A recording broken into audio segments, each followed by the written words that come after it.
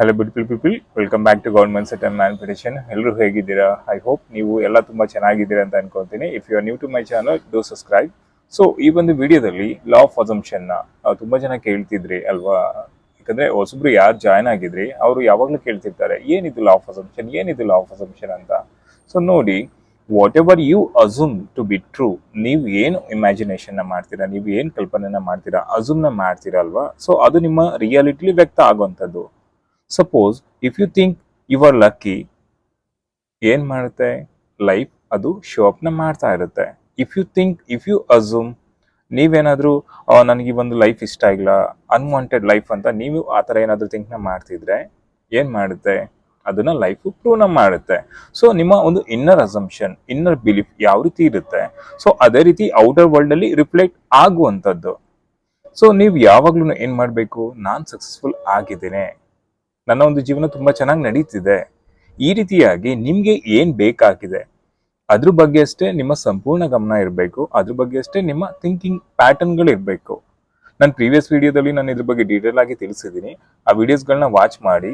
Because manifestation ಅನ್ನೋದು magic ಅಲ್ಲ, it's science plus belief.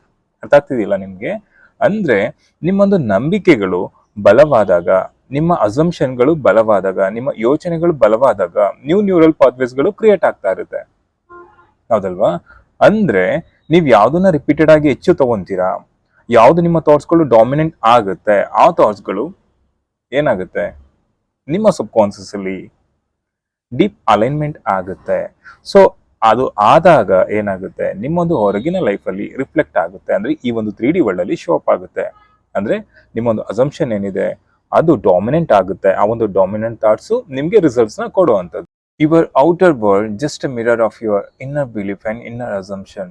So ನಿಮ್ಮ ಏನು ಹೊರಗೆ ನೀವೇನ್ ಕಾಣ್ತಿದ್ದೀರಾ ರಿಯಾಲಿಟಿ, ಅದು ನಿಮ್ಮೊಂದು ಇನ್ನರ್ ಬಿಲೀಫ್ ನ, ಇನ್ನರ್ ಅಸಂಪ್ಷನ್ ನ ಒಂದು ಮಿರರ್ ರಿಫ್ಲೆಕ್ಷನ್ ಆಗಿರುತ್ತೆ ಅಲ್ಲಿ. ಅರ್ಥ ಆಗ್ತಿದೆಯಲ್ಲ?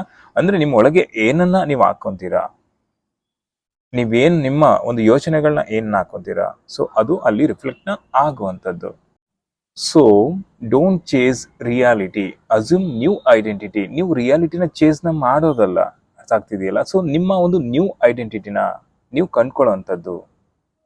ಸೊ ದಟ್ ಏನಾಗುತ್ತೆ, ರಿಯಾಲಿಟಿ ವಿಲ್ ಚೇಸ್ ಯು. ಅಂದ್ರೆ ನಿಮ್ಮ ಐಡೆಂಟಿಟಿನ ನೀವು ಯಾವಾಗ ಚೇಂಜ್ ಮಾಡ್ಕೊಂತೀರಾ, ಯಾವಾಗ ಲಿಮಿಟೇಷನ್ ಇಂದ ಹೊರಗಡೆ ಬರ್ತೀರಾ, ಯಾವಾಗ ನೀವು ಓಲ್ಡ್ ಪ್ಯಾಟರ್ನ್ ಥಿಂಕಿಂಗ್ ಇಂದ ಹೊರಗೆ ಬರ್ತೀರಾ, ಸೊ ನಿಮ್ಗೆ ಬೇಕಾಗಿರೋದನ್ನ ನೀವು ಅಸ್ಯೂಮ್ನ ಮಾಡ್ತೀರಾ, ಸೊ ರಿಯಾಲಿಟಿ ನಿಮ್ಮನ್ನ ಹುಡ್ಕೊಂಡು ಬರುತ್ತೆ.